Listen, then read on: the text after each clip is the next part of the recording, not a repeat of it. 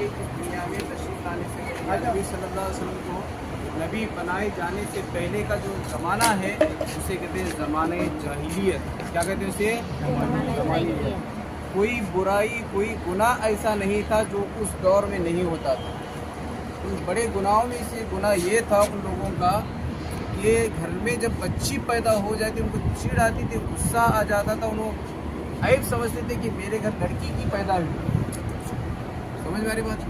اسے بڑی کرنا, بڑی کر کے پال پوس کے بڑی کرنا, پھر اسے دوسرے کے حوالے کرنا شادی کر کو, اسے عیب سمجھتے تھے کہ میں اپنی بیٹی کا نکاح دوسرے سے کیوں کراؤں.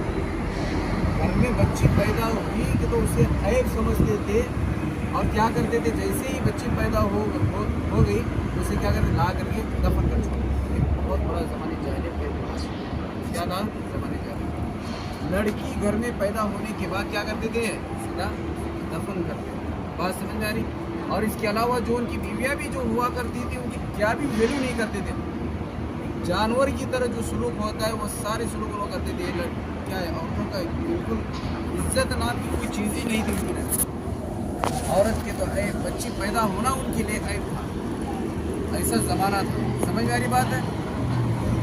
وہ بچوں کو دفن کرنا یہ اللہ تعالیٰ اس کے بارے میں قرآن شریف میں سورہ بروج میں اس کے بارے میں اور اسی طرح سورہ تکویر میں اللہ تعالیٰ نے اس کو بیان فرمایا کہ جو اپنے بچوں کو دفن کیے کل قیامت کے دن یہ بچی اللہ تعالیٰ کے سامنے شکایت کرے گی میں کس وجہ سے مجھے دفن کیا گیا, میرا کیا قصور تھا.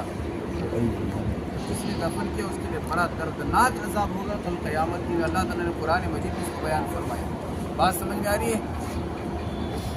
اب دیکھو ایک چیز یہاں مستورات بھی ہے کہ اسلام آیا, اسلام آنے کے بعد اسلام نے عورت کو ایک مقام عطا فرمایا. کیا عطا فرمایا؟ مقام عطا فرمایا.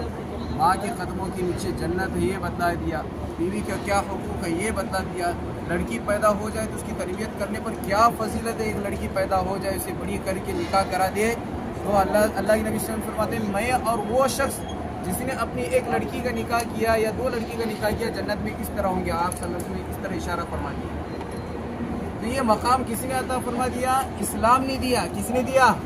اسلام نے دیا. اللہ کے نبی صلی اللہ علیہ وسلم دنیا میں لایا اور اسلام کی اشاعت کیا اور یہ ساری چیزیں آئی, پھر وہاں پر عورت کا ایک مقام عطا فرما دیا ہے کہ نہیں.